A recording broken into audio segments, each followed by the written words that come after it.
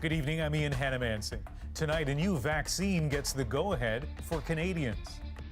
Would the benefits outweigh the risk? And the answer to that was yes. We'll hear from the chief medical advisor who helped approve it. Also tonight, an unclassified U.S. report links the killing of a journalist to a top Saudi prince. He should be sanctioned. He should be not allowed to travel. The Queen delivers an urgent message. They ought to think about other people rather than themselves. And a violent celebrity dog napping. Obviously, the perpetrators knew. They came armed and prepared. The latest on Lady Gaga's response. This is The National. There is a brighter outlook tonight that you'll get your shots for COVID-19 by the fall. Health Canada's approval of the Oxford AstraZeneca vaccine promises to boost the country's supply. Nearly 24 million doses of AstraZeneca are set to arrive by the end of September. When you add in the 2 vaccines already approved, that's nearly 108 million doses, enough for just shy of 54 million people. At this point, dozens of other countries have vaccinated more people per capita. Now, David Cochrane shows us a system that's ready to shift gears. Supriya Sharma has the enviable task of this pandemic. She delivers the good news. Today I'm here to talk to you about Health Canada's authorization of the AstraZeneca COVID-19 vaccine. Health Canada has approved not just AstraZeneca, but a second version of the same vaccine called Covishield, made at the Serum Institute in India. The first 500,000 doses set to arrive next week. Vaccines will keep arriving faster and faster as we head into the spring. Like Moderna and Pfizer, these are 2-dose vaccines, but unlike Moderna and Pfizer, they can be stored in a normal fridge, allowing vaccination programs to expand as supply ramps up. I think it's the best news we've heard in a real long time. That's great news. The federal government says they have some coming in the next little period, and that's excellent news as well. With more than 20 million doses of AstraZeneca on order, this is a significant jolt to Canada's vaccine supply, and another may be coming. The single-dose Johnson & Johnson vaccine has moved to the final stage of approval in the United States. Canada expects to make its own decision within a month, meaning a bleak winter of low supply could become a spring of steady doses. Possibly could accelerate sort of our targets and our goals. But of course, we've seen that there can be bumps in the road. If the bumps in the road aren't too severe, Canada is on track to vaccinate 16 million people by Canada Day, with the potential to do even more as other vaccines get approved. David Cochrane, CBC News, Ottawa. A newly approved vaccine means new questions such as how well does it work and who should get it. Vicadopia breaks down what we know about the AstraZeneca shot. In South Korea, the first shots of the Oxford AstraZeneca vaccine went into arms today. But as in other outlier countries like France, not in anyone over 65, because the supporting clinical trials didn't include enough seniors. So Health Canada had to ask the question. Would the benefits of getting the vaccine versus not getting the vaccine, could the benefits outweigh the risk? And the answer to that was yes. At the start of the pandemic, Oxford AstraZeneca was considered the front-runner vaccine. Unlike Pfizer and Moderna, it uses a modified virus to trigger an immune response. But problems with its clinical trials created delays, leading to questions about dosing and how effective it is, especially in seniors. I have no doubt whatsoever that this will work perfectly well in older people, and I think most people with any experience in vaccine science would say the same thing. Indeed, in about 50 countries, the vaccine has already gone into millions of arms, many of those elderly. And the vaccine's 62% effectiveness in clinical trials is turning out to be higher in real-world use. Still, in a controversial move, South Africa suspended its rollout because of the new variant that emerged there.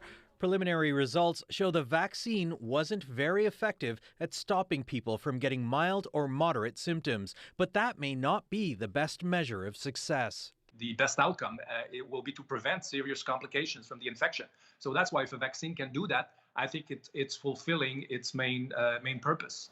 AstraZeneca is already working on reformulating its vaccine to address variants, but that'll likely be in later booster shots, so that shouldn't slow down the vaccine's rollout. Vic Adopia, CBC News, Toronto. Let's bring in one of the people who was part of that approval process, Health Canada's Chief Medical Advisor, Dr. Supriya Sharma. And Dr. Sharma, there's reporting tonight that the United States is about to approve a fourth vaccine, the Johnson & Johnson one.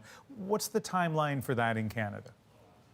So the Johnson & Johnson vaccine is under review. We just received some final information today. So if all goes well and there's no issues with that information, we can expect to see a decision potentially in the next couple of weeks. And for now, of course, we have 3 vaccines approved here. Should Canadians be able to choose which one they get? So, you know, if a vaccine is authorized by Health Canada, it means that it has met standards for safety, efficacy, and quality. Overall, the benefits outweigh the risks, and that it works in those areas that we really need it to. So preventing very severe COVID-19, preventing deaths from COVID-19. So there are no good and bad vaccines. So I would say to Canadians, when it's your turn and it's your time to get vaccinated, that, you know, you roll up your sleeves and that you take the vaccine that's offered to you. And that'll help all of us bring down the COVID-19 numbers across Canada, which is the most important thing that we're trying to do. Dr. Sharma, thank you very much. Thank you. The head of Canada's largest pension plan has resigned after it was revealed he received a COVID-19 vaccine while on a trip to the United Arab Emirates. Mark Machin had been president and CEO of the Canada Pension Plan Investment Board since 2016. His resignation comes after Machin told staff in an email that he was in Dubai with his partner for what he called, quote, a very personal trip.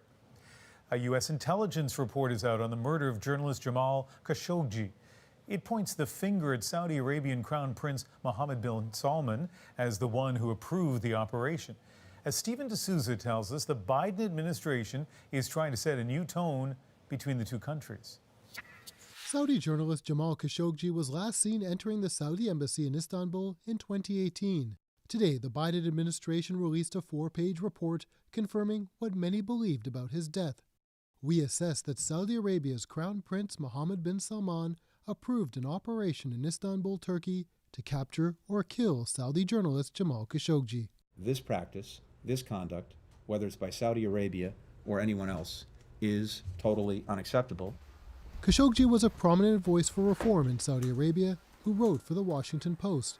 His friends hope the report, long withheld by the Trump administration, will spark action.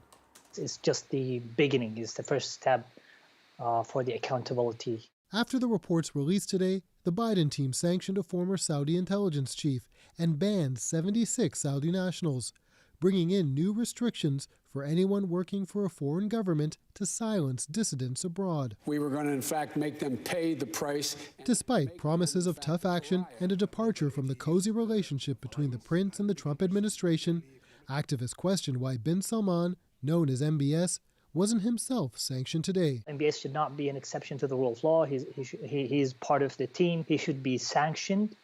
He should be not allowed to travel. The State Department defended the decision, saying the relationship with the complicated Middle East ally is bigger than one person. What we've done by the actions that we've taken is really not to rupture the relationship, but to recalibrate it, to be more in line with our interests and our values. Friends of Khashoggi say no matter what happens next, his mission to speak freely and seek democratic reforms in Saudi Arabia should not be forgotten. Stephen D'Souza, CBC News, New York. Secretary of State Blinken also continued virtual meetings between the United States and Canada today, taking the opportunity to echo President Biden's position on the fate of 2 Canadian citizens detained in China. We stand in absolute solidarity with Canada in insisting on their immediate and unconditional release. Blinken stressed the U.S. will work with Ottawa to secure the release of the 2 Michaels, Spavor and Kovrig, who have been detained since 2018, shortly after Canada arrested Huawei CFO Meng Wanzhou. Cindy Gladue was killed in an Edmonton hotel almost 10 years ago. The man responsible was convicted just last week. Gladue's family may have finally found justice, but now they're searching for something else, a proper burial. Jorge Barrera shows us how Gladu's treatment by the courts has made a simple request painfully complicated. It took 10 years and 2 trials to reach last week's manslaughter guilty verdict against the killer of Cindy Gladu. Now her family wants to gather her remains so she can finally rest whole. We haven't been able to lay her to rest because she's still sitting somewhere. In a case full of graphic, shocking details, one marked it with infamy. Gladu's pelvis was brought into the court during the 2015 trial of her killer that led to acquittal. The first time in Canadian legal history, preserved human tissue was displayed as evidence. The family was put in a very, very horrific situation of having to make a decision about whether or not they would allow this. The Crown's use of the body part as evidence of physical trauma sparked outrage. She was objectified and dehumanized, called a specimen, called tissue, called an object. The most glaring example in a trial that many saw dehumanize Gladu through stereotypes, repeated references to her as a native lady, sex worker. Nobody should ever have to make that type of decision because it should never have been asked. Gladu's family has been trying to repatriate her remains, approaching the Crown, who handled the second trial, for help. The Crown does not have control over Ms. Gladu's remains. That's something that's in control of the medical examiner's office. Last week, Gladu's family contacted the office asking for the return of the remains so they could lay her to rest. This afternoon, shortly after CBC published stories citing that request, the office called the family asking for a meeting next week. This is just still open, you know. We haven't even been able to really heal. A long wait for justice for the family, now a wait to say goodbye. Jorge Barrera, CBC News, Edmonton. 2 Vancouver police officers are under investigation after they were spotted posing for photos beside a dead body. And a warning, you may find this video disturbing. A passerby took the video in Stanley Park earlier this week. The 2 officers can be seen snapping photos in front of a body lying on the shore. Vancouver police say the Office of the Police Complaint Commissioner is now investigating. The man's death is not considered suspicious. It is massive, expensive, and controversial, and today the BC government said it will not cancel the Site C Dam project, despite revealing the cost has ballooned by 60%. Tanya Fletcher looks at how the dam has become so divisive. Construction moves along at a cost of a few $1 million per day at the biggest infrastructure project in BC history. The Site C Dam is nestled in the northeastern corner of BC, out of sight, perhaps, but certainly not out of mind. It's long been mired in controversy, the protests going back several years. After it broke ground in 2015, then Premier Christy Clark vowed to push the project past the point of no return. I'm proud of what we're doing with Site C. I know we have a very different position on that from the opposition. John Horgan happened to be in opposition at the time when this now infamous photo was snapped.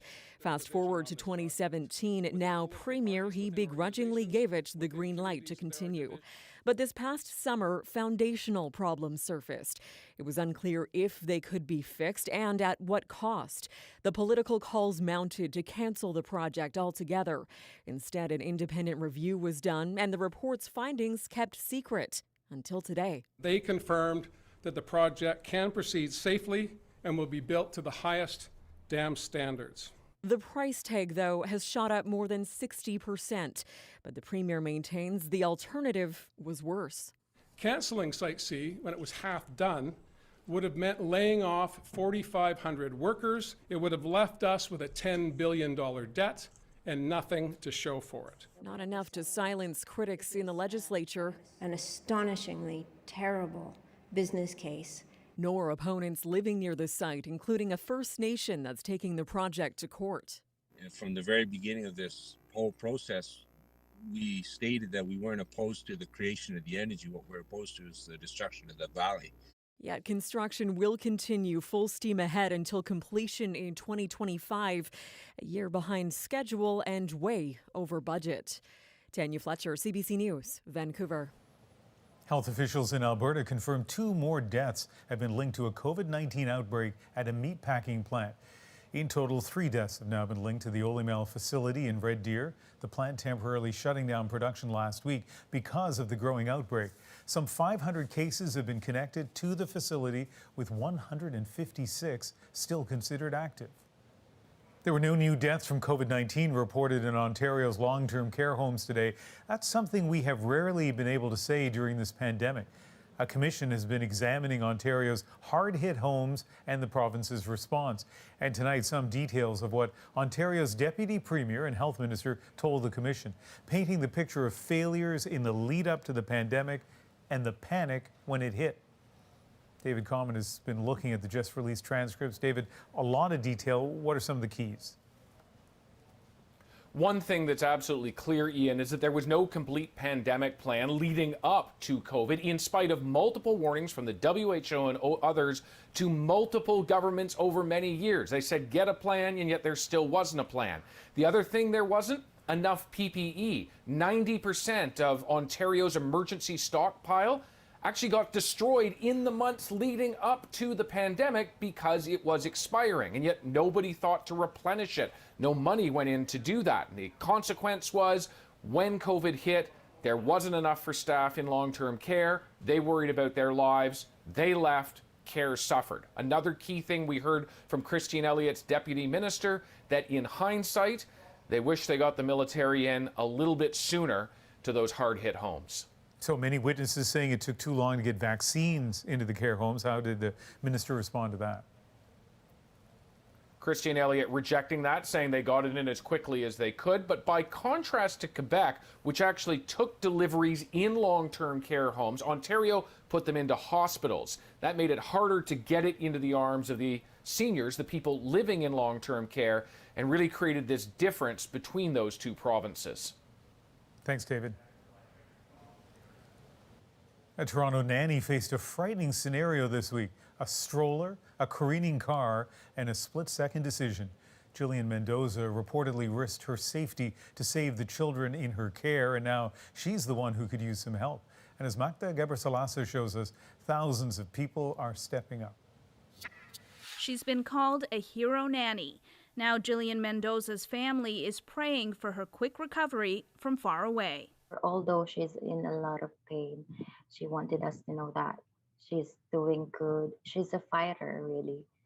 The Toronto nanny was pushing 2 children in a stroller when she was struck by this vehicle that jumped the curb Wednesday. Mendoza is reported to have shoved the stroller out of the way. Police say the children had minor scratches and bumps. However, Mendoza, who was pinned between the car and the wall, had to be taken to a trauma center.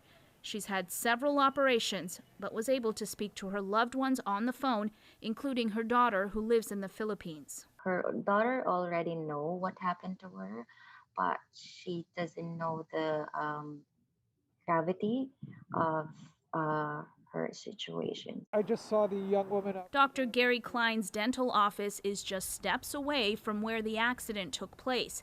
He rushed over to help and stop the bleeding. I was just trying to reassure her that help is on the way. We wish her a speedy recovery, and it's just so unfortunate how things were. While she recovers, help keeps coming. A GoFundMe account set up by a friend has raised more than $100,000. The friend behind the account says Mendoza financially supports her family from a distance. She's so thankful to everyone that's been helping her regarding her GoFundMe page and for the love and support. Police say the investigation into the cause of the crash is ongoing. Magda Gebrselassie, CBC News, Toronto. A rare television appearance tonight by Prince Harry. You know us royals, we don't carry cash. Next on The National, why he's being accused of upstaging the Queen. The feeling over here is that Harry and Meghan can sometimes be a bit tone deaf. With another vaccine approved in Canada, the doctors answer your questions. Does this mean that millions of Canadians will be vaccinated with a less effective vaccine? What are the differences between the 3 vaccines approved in Canada? In particular, will younger age groups have access to a vaccine more quickly? And Lady Gaga's dogs stolen. the violent robbery caught on video. Obviously, the perpetrators knew, they came armed and prepared. Are thieves trying to cash in on the demand for pandemic puppies? We're back in 2.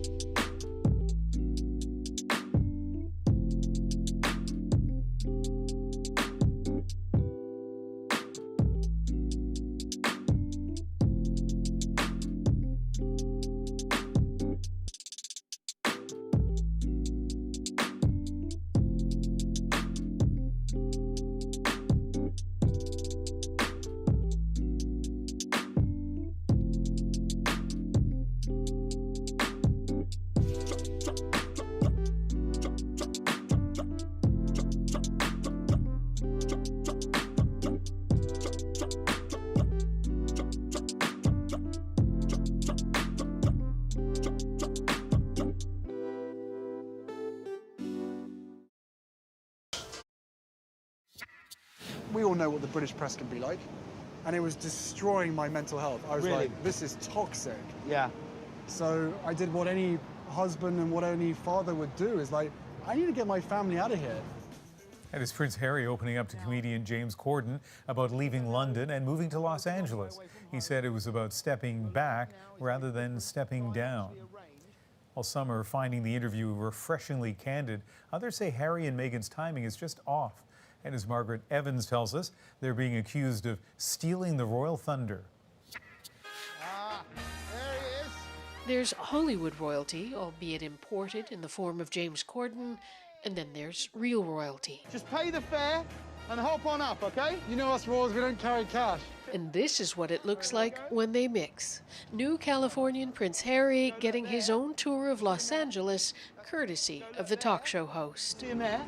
That's David Schwimmer's house. Royal watchers say it was a delight to see the old Harry back, mischievous, lighthearted, and sending himself up. I certainly watched it and thought, well, you know, this really does knock all those suggestions that Harry is unhappy on the head. Oh, this is a story all about how... But it's the timing of the release that has critics accusing him of upstaging his grandmother, the Queen, just as she made a rare appearance urging people back home to get vaccinated for the collective good. It is obviously difficult for people to, if they've never had a vaccine, because they ought to think about other people rather than themselves. Hey, Meghan! The Corden interview was recorded before last week's announcement that Harry and his wife, Meghan Markle, will not return to the UK as working royals, and before his 99-year-old grandfather, Prince Philip, was admitted to hospital with an infection where he still remains. We've seen them a few times, they've seen Archie running around. But my grandfather, instead of like pressing leave meeting, yes, he just goes. But it also comes ahead of another celebrity interview soon to be released, this time by Oprah Winfrey, like Corden, a guest at Harry and Meghan's wedding. The feeling over here is that Harry and Meghan can sometimes be a bit tone deaf, and in that I think people mean they're not really paying much attention to everything else that's going on in the world. Adding to that feeling of dueling royals, the Winfrey interview will air on the same day the Queen delivers her annual message to the Commonwealth. Margaret Evans, CBC News, London. After largely going unscathed, the Toronto Raptors were hit hard tonight by the NBA's COVID-19 protocols. Because of health and safety protocols, Pascal Siakam will not play this evening. Along with one of their star players, head coach Nick Nurse and 5 other members of his coaching staff were forced to miss tonight's game. Not clear how long they'll be sidelined. The team hasn't had a game postponed this season, and no player or coach had missed a game due to COVID-19 before tonight. Next, your questions about the latest vaccine approved in Canada. Does this mean that millions of Canadians will be vaccinated with a less effective vaccine? We'll ask the doctors right after the break. And later, Lady Gaga speaks out after her dogs were stolen at gunpoint. We'll look at why dog snatching could be on the rise.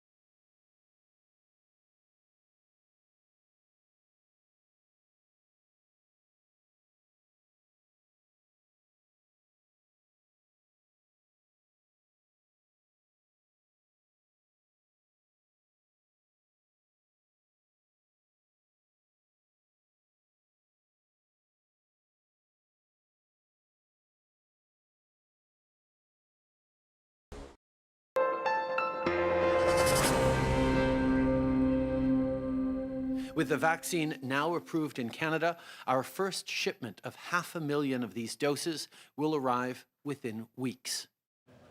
Health Canada's approval of the Oxford AstraZeneca vaccine is coming at a crucial time as provinces and territories are ramping up vaccinations in the community. Now that there are 3 vaccines approved and likely more to come, the Prime Minister maintains that any Canadian who wants a vaccine will be able to get one by September.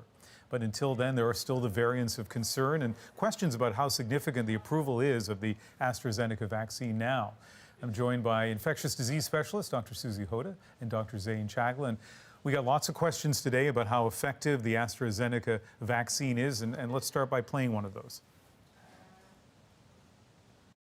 The AstraZeneca vaccine has an efficacy rate of about 62% or so, while Moderna and Pfizer's has an efficacy rate of over 90%. So it's safe to say AstraZeneca's is less effective. Does this mean that millions of Canadians will be vaccinated with a less effective vaccine? And what are the implications of this? Dr. Chagla, I'll put that question to you. Yeah, so there's a couple of things there. One, that 62% efficacy for the AstraZeneca vaccine was based on a clinical trial that was done in the UK, South Africa, and Brazil. Now, it's important to know the context. That was done at a time when COVID rates were actually increasing quite a bit throughout the fall and winter, whereas the Moderna and Pfizer data was actually done during the summertime, where we saw COVID rates relatively lower. So the number may not be a complete match to compare apples to apples there. Add to that, the people in the AstraZeneca trial, none of them ended up in hospital with COVID-19. And none of them ended up dying of COVID-19 after receiving the vaccine. And I think that's the most powerful part of this vaccine. Add, thirdly, that this is a vaccine that can be taken in, essentially any location, in fridges. It can be stored very easily. And so that portability, that ability to transport, that ability to expand its use actually means huge things. So this is a good vaccine. It may not be as perfect as Moderna and Pfizer, but for its purpose in the middle of a pandemic to prevent people from going to hospital and dying, it is an essential vaccine moving forward. You sound, is this a fair word? You sound excited. Yeah, absolutely. I think we have a vaccine rollout that really needs supply, and this gives us more supply and more places to use it. We heard earlier in the show that South Korea and France are two countries that have restricted use of the AstraZeneca vaccine to people 65 and younger, because they felt clinical trials didn't include enough seniors. Dr. Hoda, does it concern you that Health Canada has approved the use of this vaccine here in Canada for seniors 65 and older? So it's true that some countries have decided to not use this vaccine in people who are over the age of 65. However, I think it's really important to note that this is not because there's any evidence that it doesn't work in that age group or that it's not safe in that age group. It's purely because they didn't have enough people involved in the trials to know exactly how well it worked. So let's look at the other data that we have around the vaccine. And some of the earlier studies did show that the immune response as measured in the blood of those who got the vaccine was uniform across different age groups. And now we're seeing some early data coming out of Scotland that's showing that across all age groups, including quite a few people involved who are older in age, that even one dose of the AstraZeneca vaccine has reduced the risk of hospitalization in the cohort. So we're starting to see some real benefits here. And I think it's important to balance our desire to have more information with the absolute need to try and reduce the harms to older people who are disproportionately affected by this pandemic. So I think that it's a good thing that we've approved it for all age groups. I think we have time for one more video question. Let's listen to that right now. I would like to know, what are the differences between the 3 vaccines approved in Canada, and will we have an option to choose one of the vaccines? So I'll ask each of you part of that question. First of all, Dr. Chagla, in about 45 seconds, what's a key difference between these vaccines? So Pfizer and Moderna are mRNA vaccines. So they use mRNA to build the instructions to make spike protein, which causes the immune response. AstraZeneca is slightly different, that it uses a virus that's not functional, that's harmless, to actually do the same thing, build the spike protein and set off the immune response. So that's the major difference in how these vaccines work. And Dr. Hoda, should people be able to pick between the vaccines? Well, I suspect we won't have the ability to do that, especially in the early stages of rolling it out. It's going to be about what's available. And as Dr. Chagla had mentioned earlier, one of the benefits of this vaccine is it's easy to transport around because it doesn't require a freezer. So, some locations that are more remote or more community-based will likely be the first targets. We have about 20 seconds left, Dr. Hoda. I'll ask the same question to you that I did of Dr. Chagla. Are you excited, optimistic? What's your reaction to now that we have 3 vaccines approved? I'm feeling very optimistic between increasing supplies of Pfizer as well as seeing another vaccine approved and the options opening up. The more vaccine we can get out there, the quicker we can do it, the better. Dr. Hoda, Dr. Chagla, always great having you on the program. Thank you. Thanks for having me. We always want to hear your questions. You can message us directly on Instagram at CBC The National, or you can send us an email at covid@cbc.ca. As one of Canada's first geriatricians, Dr. Ronald Bain was ahead of his time, fighting for better senior care, pushing for access to medically assisted death. Today, facing his own terminal diagnosis, Bain chose to die on his own terms. But right to the end, his advocacy continued. Greg Rasmussen spoke with him in his final hours. At the age of 98, every step for Dr. Ronald Bain had become an excruciating effort. Hey, Dad? Let me give you a hand. Yeah. Hours away from his own physician-assisted death, he was still speaking out on how best to face terminal illness. I was very much in favor of medical-assisted death, and I said that's certainly what I shall do. I shall not go into long-term care. You would choose death over long-term care, is that essentially? Oh, yes, exactly. He began practicing medicine in the 1940s, becoming one of Canada's first geriatricians, fighting a system, he said, neglected the elderly. To waste money on these old people who are going to die anyway, politically it's not very attractive, you know. There we go.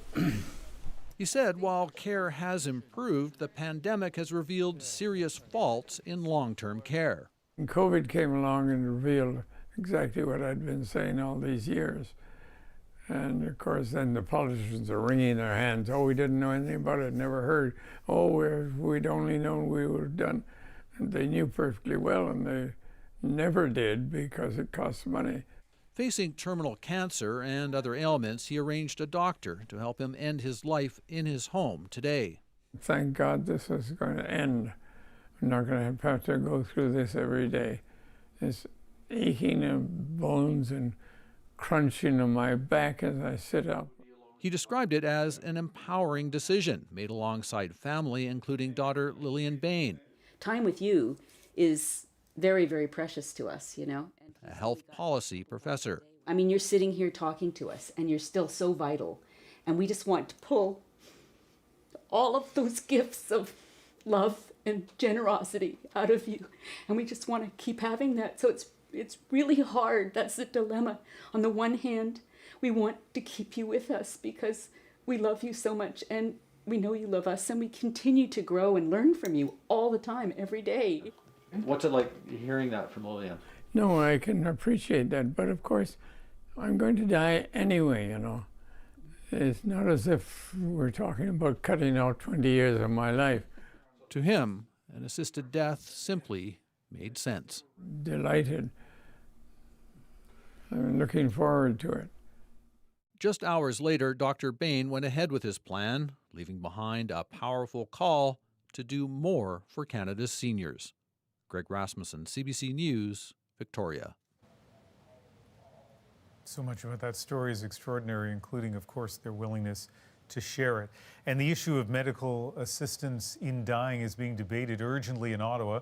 The government wants to expand eligibility to those suffering solely from mental illness. Parliament is up against a court-ordered deadline now extended to the end of next month. Ahead on the National, the violent robbery that has Lady Gaga offering a $500,000 reward.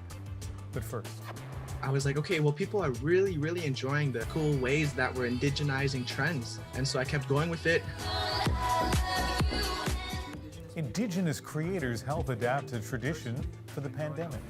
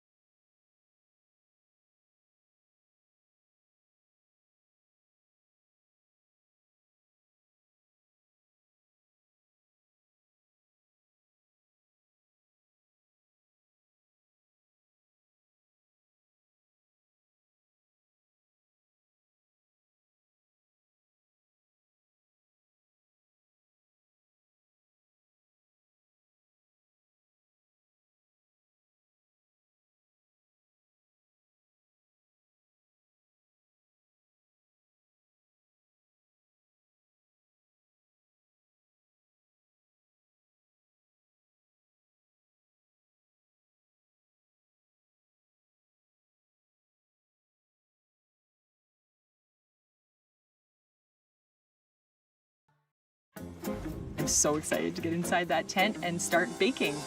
Bake! When I bake, I want you to feel like you've been given a hug after you take a bite. The Great Canadian Baking Show, Sundays at 8 on CBC and CBC Gem. Coroner, Wednesdays at 8 on CBC and CBC Gem. This time of year, many Indigenous communities hold round dances. Not only does it unite communities in friendship, it's an opportunity to grieve those who have passed. COVID-19 has changed the tradition, but hasn't stopped it. We caught up with the organizers of a virtual round dance in Ottawa.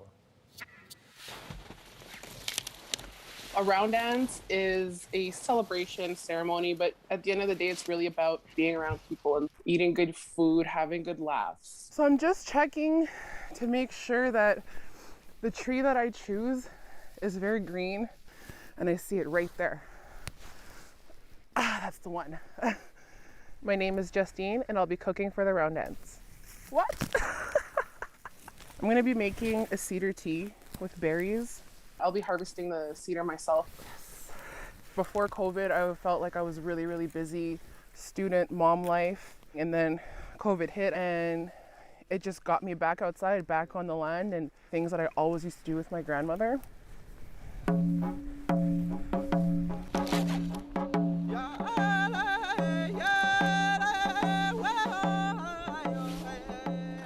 The songs that I'll be singing are basically a grieving song, which is the intentions of this round dance is to grieve the loss from this pandemic, but also we have to maintain that balance. So I'll be singing a happy song to keep that balance in there. Bonjour, Ani, danse, hello. My name is Thilan Kiknaswe, and I'll be singing the round dance this year, and I'm looking forward to it. Every day's a good day when you're by my side.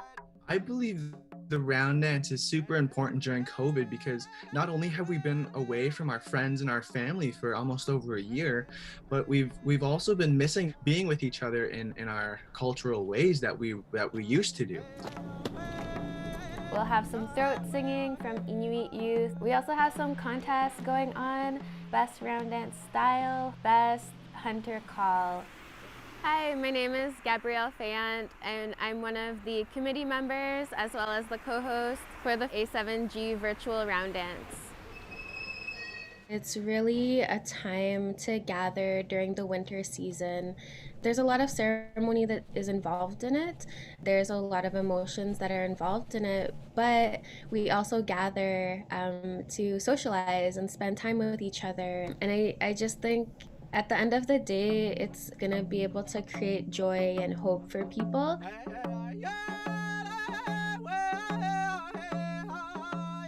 Hey everyone, welcome to the A7G round dance.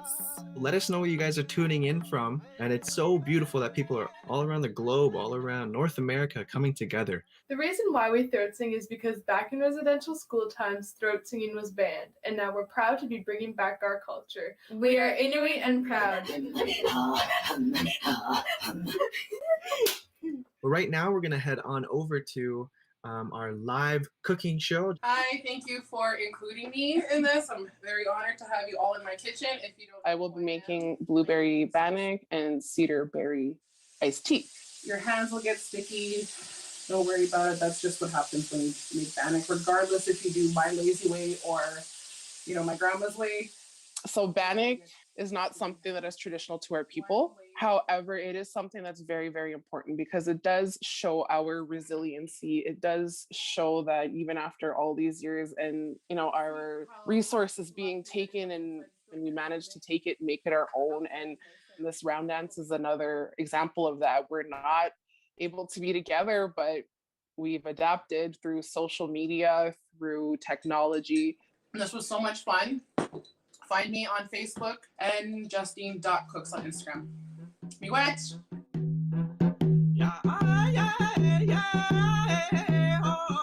It's super great that we have so many different content creators who are Indigenous now sharing their videos and sharing what they're really passionate about. I started doing some videos in my regalia and doing trends in my regalia on TikTok. And I remember my first video, I did like a transition video. And that video got I think 750,000 views. I was like, okay, well, people are really, really enjoying the cool ways that we're indigenizing trends. And so I kept going with it. To Indigenous people, our hair is everything. I posted a video about the significance of long hair to Indigenous people, and that video has, got over 5 million views. I wear these braids to show people that I'm proud of who I am. The intentions that we're putting up these videos are with to have other people learn, hopefully something, even just a little something about who we are as Native and Indigenous people. This round dance will be a really great memory of how we were able to get through this really tough time. Now we're going to head on over to Fishing Lake. I want to thank you all for tuning in to the results on a recent journey looking for the best hunting call. And so just reminding people, like, we're gonna get through this, and there'll be a time where we can all come together again.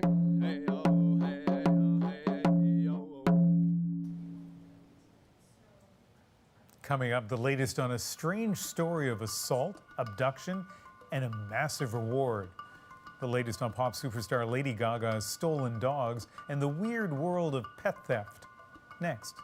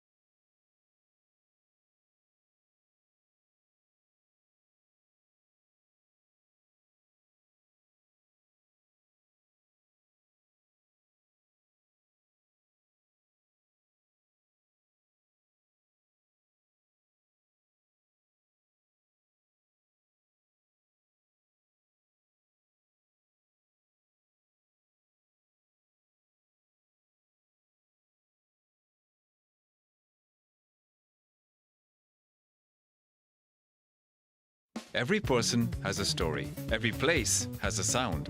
I'm Errol Nazareth. Tap into Frequencies. Tuesdays at 6 on CBC Music and the CBC Listen app. I'm Jamie Poisson. Join me for CBC's daily news podcast, Front Burner. Every weekday, Front Burner takes you deep into the stories shaping Canada and the world. Subscribe wherever you get your podcasts. Welcome back. Oscar-winning pop star Lady Gaga is speaking out about the shocking attack on her dog walker and the theft of her 2 French bulldogs this week. Gaga announced a huge reward for their safe return after a man shot Ryan Fisher in the chest and snatched the pets. On Twitter today, Gaga praised Fisher, who doctors say will be okay, called him a hero who risked his own life. Thomas Dagla looks into this bizarre story and whether dog snatching is on the rise.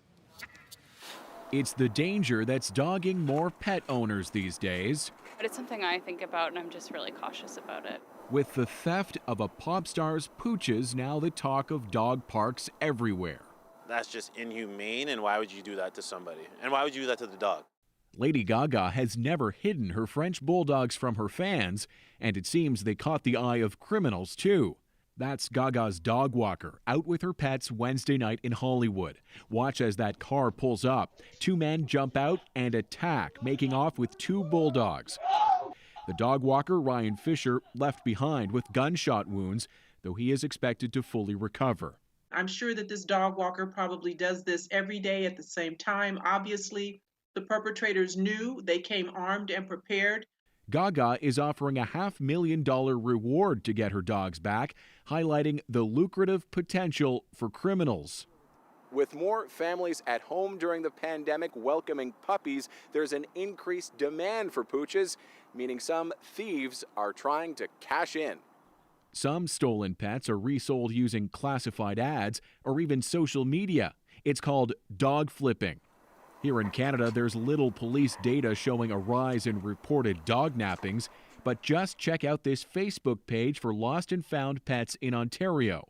When asked about stolen dogs, an administrator said, "We absolutely have seen an increase," though it's nothing new for this pet retrieval specialist. If their pets run away, somebody gets them, and now they want, well, ransom almost to get them back, and you would never put the money up front, ever. It's sort of be an exchange. I mean, if it was a stolen dog, I would be phoning the police. A scary prospect for pet lovers at a time when furry friends are in high demand. Thomas Daigle, CBC News, Toronto. Next on The National, a children's book as a way to combat racism. How an Ontario woman is retelling African folklore. Next in our moment.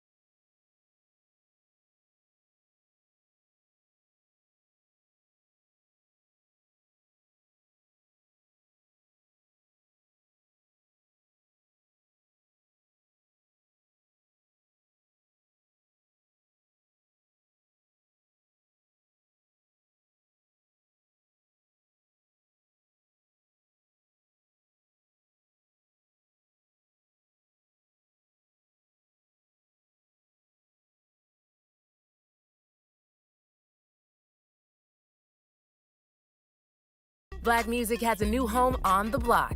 Hip-hop, Afro-pop, and more. This is our music. The Block, weeknights at 7 on CBC Music. Annette Pateman has found a creative way to do anti-racism work by writing a children's story based on African and Caribbean folklore. She remembers hearing the stories as a child growing up in Jamaica, so she put her spin on it, hoping to get kids curious about different cultures. And tonight, it's our moment. This is my first children's book. The book is called Anansi and the Turtle. And Anansi is a West African folktale character, and he's a spider. And that Anansi is the Ghanaian word for spider.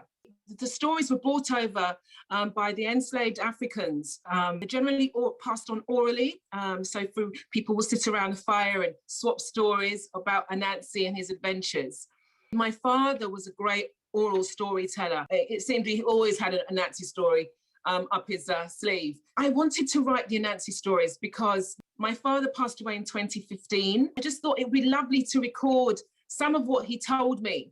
Anything really that brings people awareness of another culture and increases that awareness, and maybe that curiosity is probably a good thing. So I think there are lots of different ways that you can do anti-racism work, but one way is through storytelling. I think it's a great way of doing anti-racism work. There's so much to like about that story, not only, of course, unlocking those folklore tales, but also, hopefully, there's so many other cultures, not just in different parts of the world, but even, for example, different parts of Canada. I bet you there are lots of children's fables that are told orally and have never been put down in a book. So hopefully that will begin to change. That is the National for February the 26th. I hope you can join me on Sunday for a cross-country checkup on CBC Radio 1 live. It starts at 4 Eastern, 1 Pacific. We'll be talking about calls to boycott the Beijing Winter Olympic Games next year. And then later Sunday evening, I'll be back here for the National. Good night.